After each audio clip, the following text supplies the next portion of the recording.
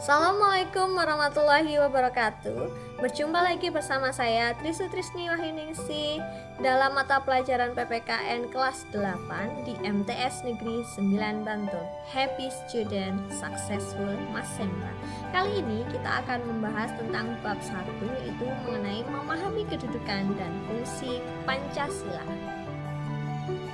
Kompetensi dasar yang harus kita kuasai yang pertama adalah menelaah Pancasila sebagai dasar negara dan pandangan hidup bangsa.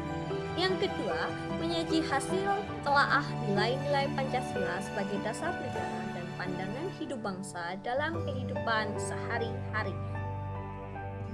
Submateri yang pertama yang akan kita pelajari adalah arti kedudukan dan fungsi Pancasila.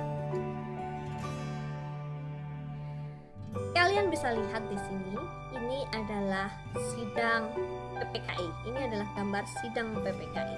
Sidang pertama yang PPKI laksanakan itu ada pada tanggal 18 Agustus 1945, menghasilkan 3 keputusan.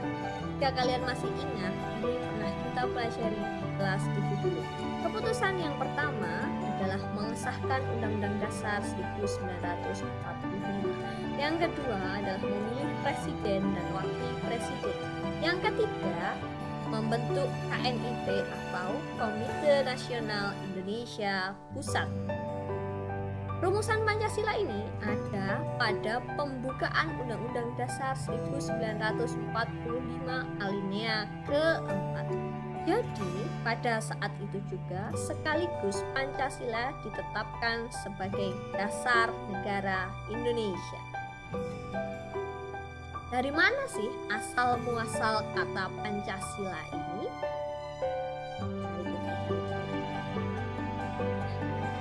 Pancasila ini dikenal sejak zaman Majapahit pada abad ke-14. Kemudian tanggal 1 Juni 1945 itu dikenalkan oleh I.R. Soekarno, dikemukakan oleh I.R. Soekarno dalam sidang PPUPKI yang pertama. Pada zaman Majapahit ini, istilah Pancasila ditemukan dalam 2 buku atau 2 kitab. Yang pertama ada dalam kitab Negara Kertagama karangan Empu Prapanca, dan yang kedua ada dalam kitab Sutasoma karangan Empu Tantular. Istilah Pancasila ini dalam bahasa Sanskerta dibagi menjadi 2 kata. Yang pertama panca yang artinya 5 dan sila yang artinya sendi atau asas. Jadi Pancasila itu bisa berarti batu sendi yang 5, pelaksanaan kesusilaan yang 5, atau Pancasila Karma. Penjabarannya adalah sebagai berikut. Jadi Pancasila Karma, batu sendi yang 5, atau pelaksanaan kesusilaan yang 5 itu tadi dijabarkan dalam 5 poin. Poin yang pertama adalah dilarang melakukan kekerasan. Yang kedua, dilarang mencuri. Yang ketiga, dilarang berjiwa dengki. Yang keempat, dilarang berbohong.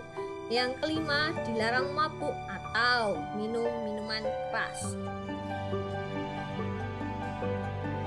Dalam kehidupan ketatanegaraan, Pancasila ini pertama kali dikenalkan oleh Insinyur Soekarno dalam sidang PPUPKI yang pertama.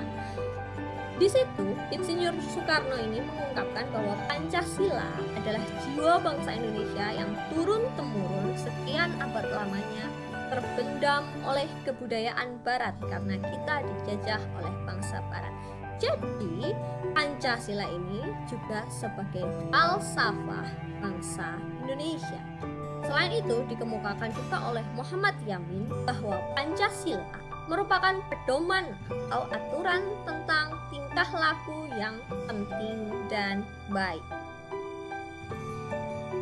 Fungsi Pancasila itu sendiri terdapat 7 poin. Yang pertama adalah Pancasila sebagai jiwa bangsa Indonesia.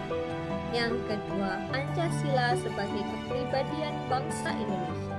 Yang ketiga, Pancasila sebagai sumber dari segala sumber hukum. Yang keempat, Pancasila sebagai perjanjian luhur. Yang kelima, Pancasila sebagai cita-cita dan tujuan bangsa Indonesia. Yang keenam, Pancasila sebagai satu-satunya asas dalam kehidupan berbangsa dan bernegara. Dan yang terakhir atau yang ketujuh adalah Pancasila sebagai moral pembangunan.